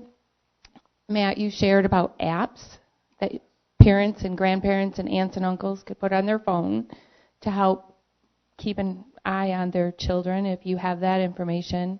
And then I don't use Snapchat. My daughter does, and she's 28 now, or 20. And she's like, it goes away, Mom. So Sheriff McKenna, You haven't mentioned it tonight, you've mentioned it. I just think it's really important for this group to know Snapchat never goes away and the evils that can occur with Snapchat. So I encourage all of you, if there's more of these, to keep going, because I've learned something in every one of them. I've never heard Mr. Superintendent Fish or Dr. Cameron. I've heard Mr. Wandrie, and Sheriff McKenna, and I've learned from all four of you tonight something new. And I don't have children in the school district. I don't have grandchildren, but I love kids, and we need to do all we can to protect them as a community, not just lay it on our certain individuals. So I think the one thing I want to say with these gentlemen, I was retired out of Genesee County prior to taking this spot. I don't know if I've seen an overall more competent superintendent staff in a county. I come from a municipality that had 5 school districts there also. And I know Mr. Cameron mentioned it. A lot of times in communities, superintendents don't work together, kind of like law enforcement in some ways. And I think we're finally realizing that we need to all come together. And the relationship between all of these school districts and the law enforcement is, we're there. We've arrived. So now this is how we get better. To touch basically on the stuff, if your kids or grandkids have been in the programs, that's why I found it really important, is a lot of these things were happening with social media, whether we talk about Snapchat or Instagram or any of those things. And again, that's a whole other 2-hour program. But the part of it is, here's the truth of it. If there's a headline to be said that's going to all these kids and talking to them there, and I said the exact same thing I said to you a little bit earlier. I stood in front of all of them and said, I am not here because I want to see you, I want to arrest you in the near future. I'm here because we care. I'm here because I want to make sure that you don't make the mistakes that some of these other kids made. Because the truth, kind of like I said about the joke part earlier, is we are now in Lapeer County, with us, and the prosecutor and I have talked very openly about this, is we are prosecuting these cases. There is no jokes. And we say that in an open forum of kids. I don't want you to make that mistake. I got 1,000+ kids that I love here and consider my kids that I've coached. I don't want to see them make those mistakes. But the bad part is, if they do, we have to prosecute it. We're in that day and age of society. And I've had parents that have sat in some of these forums to me and said, this is ridiculous, we need to hang these kids, we need to do it. And then their kids make that mistake. And then I get the part of, they're just kids, Scott. I know, but I'm being very clear to the entire county by saying, we're in a different time. We're in a time that driving here in the Maryland one going, what is going on? There is no screwing around anymore. And I want these kids to be very loud and clear on what they have happened. There's dangers out there, just like Matt said. There's so many things with it. The Snapchat stuff, any of that stuff doesn't go away. Briefly on it, we took obviously all the phones, all social media from the kids from Zimmer. On one cell phone that was active for 18 months, 35,000 files on it. I saw the very first text, very first picture he took, every social media post that he put. Every single one of them. It's a mini supercomputer. Yeah. In their pocket. And they really believe, just like Jan said, they believe that it's gone within 12 or 24 hours. And ultimately, when I say this in front of all these kids, when you're talking about it, I'll get to that part and say, because I ask them every time, hey, how long is Snapchat on? 12 hours, 24 hours, 12 hours, 24 hours. Okay, 12, 24. The answer is never. And you see all of them swallow a volleyball because they're like, oh, Lord. But the truth is, it doesn't go away. And everything is on there. And the parts that, and I'm going to just tell one social media story, because if you haven't heard me say it, this is the one that gets everybody's attention. We have an active investigation that has been turned over to the feds at this point. A young lady just turned 14 years of age in one of our school districts. She's on Snapchat, wasn't supposed to be on Snapchat. Mom and Dad weren't monitoring it, it was on her phone. She goes into the phone, she's on Snapchat talking back and forth, obviously with her friends, how they do it. She receives a request to talk with another individual who she believes is in her school district. There's no picture in the profile that's attached to it, so she doesn't see the photo of this person. There's a diagram of sorts. Well, her response is she believes it's little Johnny from her school. He's a nice kid. Yeah, I'll talk to him. For 4 days, they talk back and forth. Very casual, nice conversation. He's a nice kid. On day 5, little Johnny says, hey, I need you to do something for me. She says, oh, what's that? He said, I need you to take naked photos of yourself and send them to me. She's like, no, I'm not going to do that. Well, back up. Snapchat in the summer of last year, in the July area, they did an update on all their phones. First of all, let's make it very clear. Snapchat, Instagram, or whatever, they could care less about our kids. This is about money. They do an update, which you've probably received on your phone for apps or things that you have on there. What happens? Pops up. Do you want to update it? I'm guilty of it at times. Okay, I just want it off my screen. Or no, cancel. Kids do the same thing, if not worse. That update in June of July of last year, they send out kids across the country. Okay, send it. It turns on your location services on your phone. They don't care about our kids. Let me tell you to show when I'm not preaching at you because I fell short of it. My son's in a ball tournament in Detroit. We're camping at the Port Huron KOA at that time.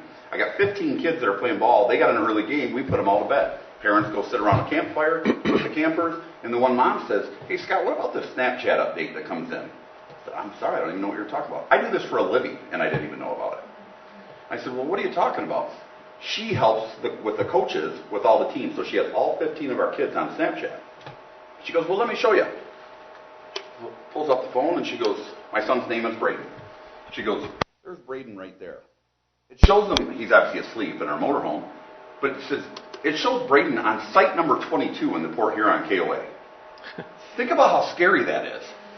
So I'm floored by it, absolutely floored by it, and I'm sick to my stomach. 5 of our kids did not, and my son truly did not know that was on. Now they have a thing called ghost mode. Let's fast forward to this. This young lady had this on, didn't even know it, that she had the update. So on day 5, he said, send me the nude photos of yourself, please. She goes, no, I'm not going to do that. And he goes, yeah, you are. So for the last 4 days, he's watched her, because her location service is on, he's watched everywhere she's went. He knows where she lives, knows what school she goes to. And then his response to her is, no, you're going to send them to me, because otherwise I'm going to go to 123 Main Street, which is her address that he gives her, and says, I'm going to kill your parents. I don't know as an adult how I'd handle that, let alone a 13 turning 14-year-old young lady. So she panics, doesn't know what to do with it. He then comes back with a comment to her school saying what he's going to do to her after that, what he's going to do to her in the parking lot. She is in full-blown panic. The national average of kids that when they're put in situations like this, such as dangers, sexting, any of the things we're talking about, the amount of the percentage across the country that will go to their parents when they're concerned about it, 2%. And ultimately, this young lady wasn't supposed to be on Snapchat, so if I go to mom and dad, I'm in trouble anyways. So they ultimately, she goes and tells a friend of hers at school. That friend goes and tells her mom, thank gosh. That mom calls this mom and says, you got a problem. We get called to it. Deputy goes there. To shorten up the story, we do a search warrant on this house. We find out that this is a middle-aged man living in his mom's basement in a county next to us. Not little Johnny that's supposed to be in this school. We raid the house. We find out that he's got hundreds of girls that he's doing with in 3 different states. The FBI obviously is taking the case down. Here's the gut-wrenching part of it, and I look around just to make sure there's no kids in here, but the gut-wrenching part of that is, as detectives and as what we do, is then when we pull this electronic evidence to show it, there is girls after girls after girls on there with naked photos that had taken photos of themselves because they believed mom and dad were going to die, and then send them to him. And the problem is they're bawling their eyes out when they take the photo because mom and dad are going to be dead. I know I speak very loud and very passionate about this.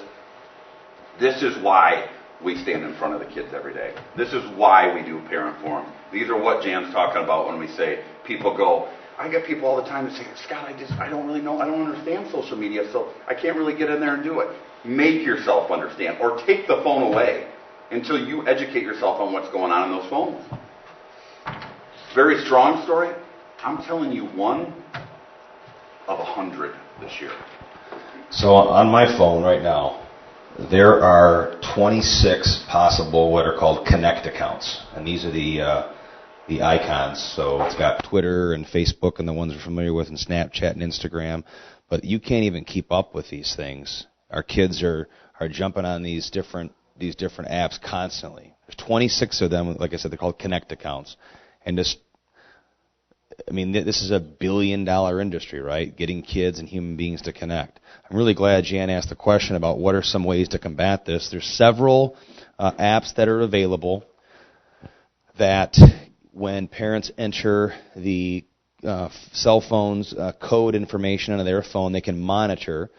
And Scott always tells a great story when we do these presentations, but, you know, parents sometimes get a little squeamish about checking their kids' phones, and they'll articulate to us oftentimes, well, it's a violation of my kids' civil rights, and you know, we kind of laugh at that because we were raised in homes, and we are fathers in homes where children don't have civil rights, right? So, and if that story doesn't motivate you to violate your children's civil rights, I really don't know what's going to help you do that, right? You've got to be proactive. Even good kids, quote unquote good kids, who are well-meaning in their efforts to be connected with their friends, get caught up in some of these really bad things. And so it's not as though it's the bad kids out there who are purposefully seeking out this bad material or this bad interaction.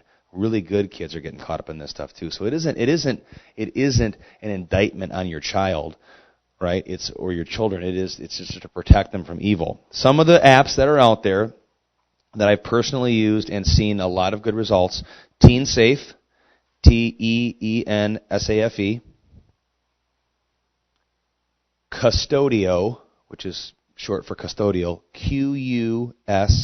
QUSTODIO. Bark is another good one, BARK. And what you can do is you can set up, and folks, if you're not really tech savvy, this stuff is really simple. 4 or 5 steps in setting up on your phone, entering your kid's information on it, and you'll get alerts on your phone when there is sexting, or there is a particular site that's been flagged, or a certain app you don't want to be on their phone. So like Scott's story about the young lady who wasn't even supposed to be on Snapchat, if they engage in Snapchat, bam, you get an alert. It lets you know right away. One that I use that's really effective, especially for young drivers, is called Life 360. And some of these tracking devices on phones, I mean, this stuff is, 20 years ago, this was like high-level government stuff, right? GPS tracking of other people. That was like, Delta Force, Navy SEAL type stuff. Well, now your 12-year-old has the same power that 20 years ago was like in a futuristic movie, okay? But I have on my phone Life 360, and what it does is it has the geolocation of every cell phone in my home. So my daughter's at home, my wife's at home, my son's at home, both my sons are at home, and I am near 1900 North Saginaw Street. I believe that's the actual address of this place, isn't it? So right here, then it actually on a map shows where they're at with a bubble in their name. So here's Matt in North Lapeer, and here are the kids in Oxford, and my wife down there. Then it also creates, I'll click on my oldest son, he'll love this. My oldest son is 17 years old. So a weekly driver report. Let's see how Thomas drove this week. 8 total drives, 32 miles, top speed 62 miles an hour. Okay, M24 in Oxford and Lake Orion is 55, so 7 over, not bad.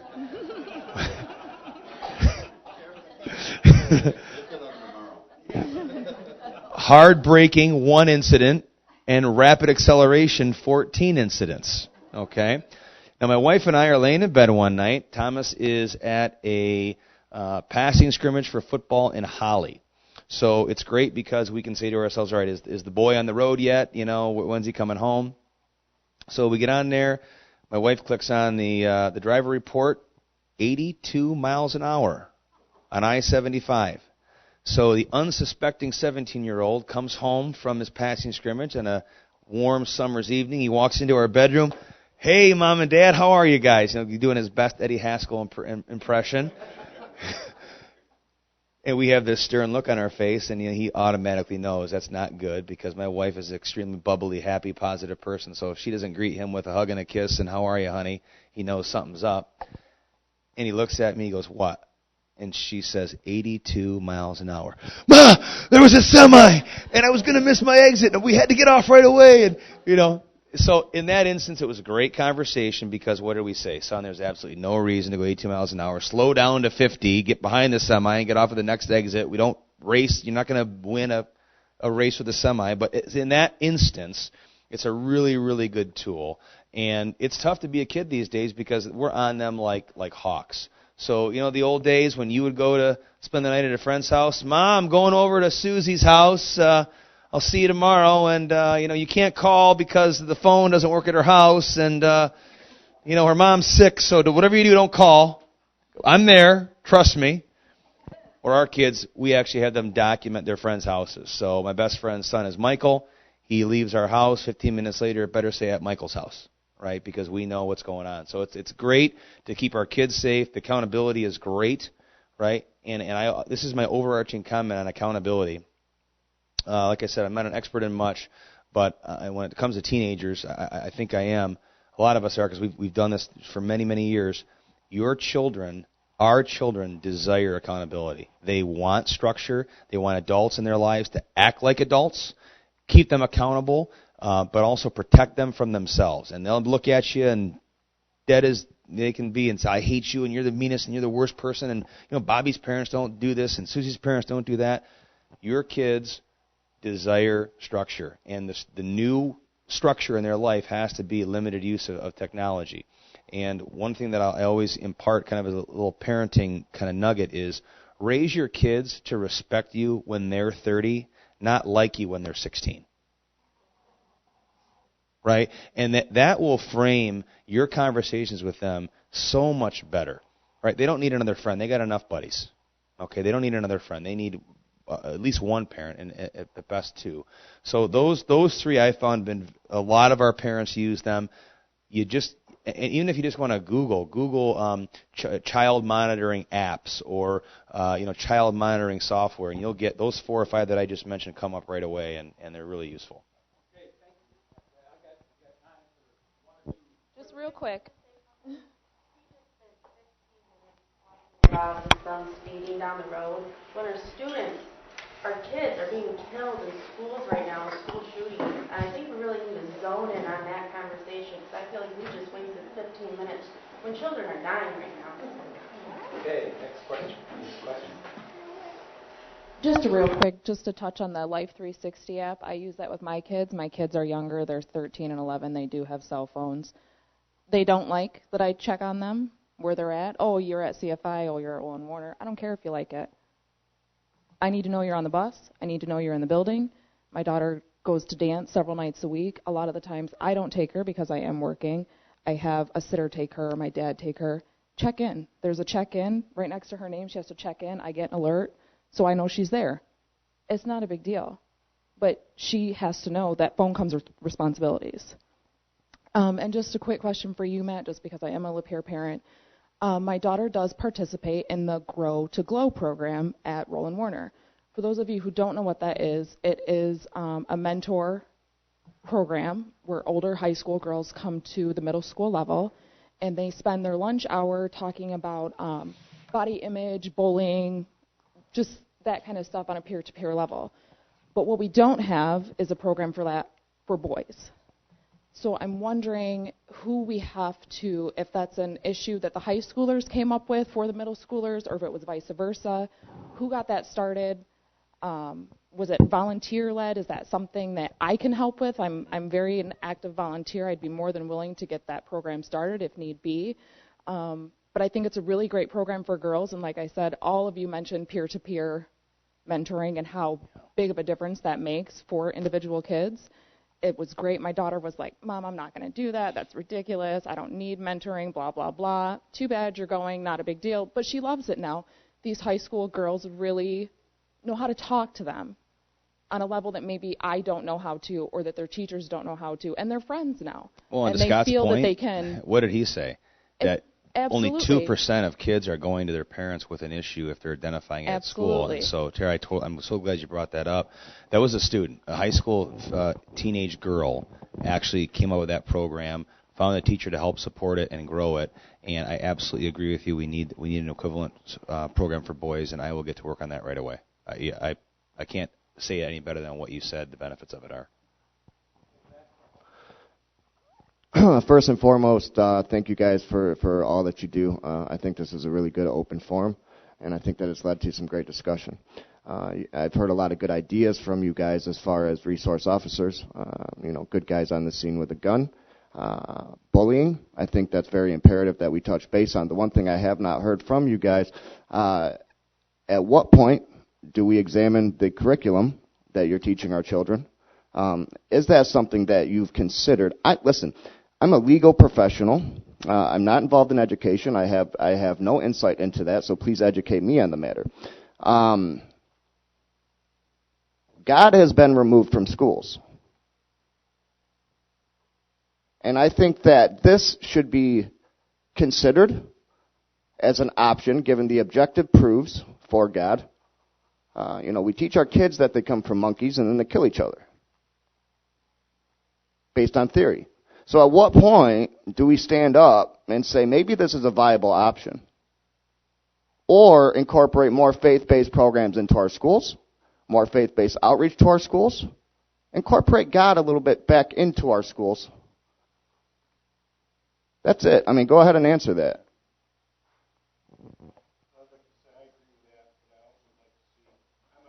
Air Force ROTC, Sea Cadet Corps, a lot of military programs growing up. I was in the military program starting at 12 years of age, and as Scott knows, I retired from Genesee County Sheriff's Department. Is that something, those type of programs are, we've got the athletic programs and stuff in all the schools and stuff, but if you're a nerd, which I was, I fit in really good with the military programs. And it taught me an awful lot about, your constitutional foundation and how to treat people, how to respect people, how to take orders, how to give orders. Have we ever considered checking with the military to see if there's any programs like that might be available for here? Well, I'll answer the gentleman's question in the back first. Tough question. That's a tough question. Yeah. No, tough question. I have said for years, as a faithful person myself, that public education or any public entity in that realm is a mere reflection of what our society is. And I think we could make the argument that, and this is more of a personal commentary than that of a superintendent or public official, is that we see the American family is in real crisis right now.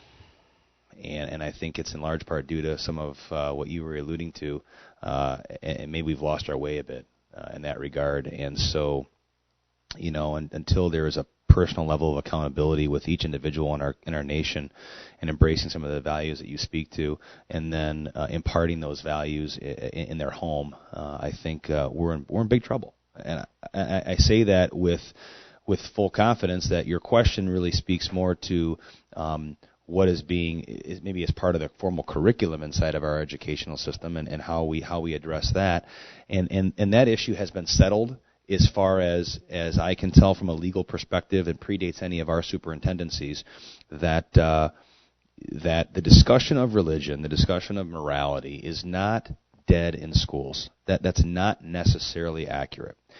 All that we seek to do. I taught like a religious studies based course when I was a teacher, and it was really a conversation socio-politically about how religion impacted a variety of things: culture, all the world wars, the shape of different societies, and all those things. We talked about the conflict between various religions and ethnic groups.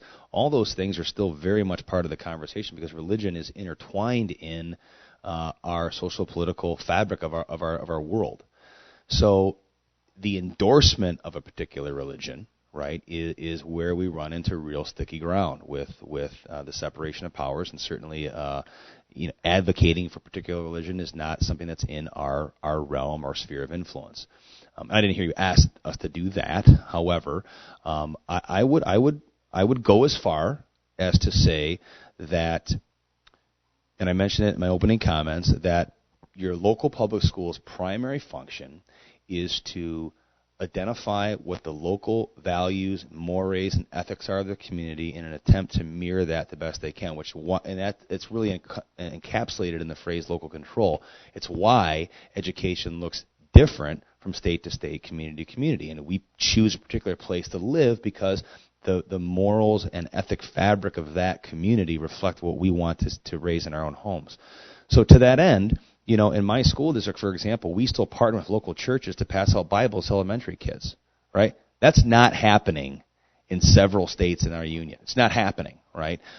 But the capacity for that to happen in a place like Lapeer is tremendous, right? We still have prayer groups, and we have an entire team of prayer warriors that pray our buildings every day, pray the lockers, pray the bus garage, and that happens in every single one of the county schools. I meet with local prayer leaders on a weekly basis to talk about what the faith community can do to help support the school systems. So it's two separate issues. One is the curriculum side, which has really been settled, right? That's not for us to debate. But the other piece is, how do you invite the local faith community to be a legitimate partner, not just pay lip service to, oh yeah, we have the youth minister come in and he volunteers at lunch, but do you have actual programming that connects kids to faith leaders? Are they given access to your buildings to come in and help support you? And the answer to that question in this county is unequivocally yes. I've worked in Wayne County, I've worked in Oakland County, and the answer to that question in a setting like this would be much different. Right, so you are living in a community where our connection to the faith community, irrespective of nation, is very strong. I appreciate that, and it's insightful, and I'm glad to hear that for Lapeer especially, because that's where my children go to Lapeer. And you say it's settled. At what point can we go back and dispute this and present, hey, why are we ignoring objective proofs as to God? Why are we moving the absolutes overseeing us that God gave us and replacing them with relative by man with no, this tears down morality. And we have our kids, look at our society, right? So you guys as educators, I don't know your personal beliefs, and to be frank, I don't think you need to be a Christian or believe to have benefit from the absolutes given to us by God. Look at our country, look at our declaration, this country is founded upon this. So at what point do we go back and question the false curriculum that we're teaching our kids when there's no supportive evidence whatsoever for evolution? Listen, not trying to start a huge political debate here. I understand that there's a lot there to unpack. That's just my 2 cents. Go on. Thank you. Those are good questions. Great question. Thank you. I think we'd all like to see more religion in schools. Jesus, yeah. All right. Anyhow, thank you all. Let's give them a hand for this. Nice job.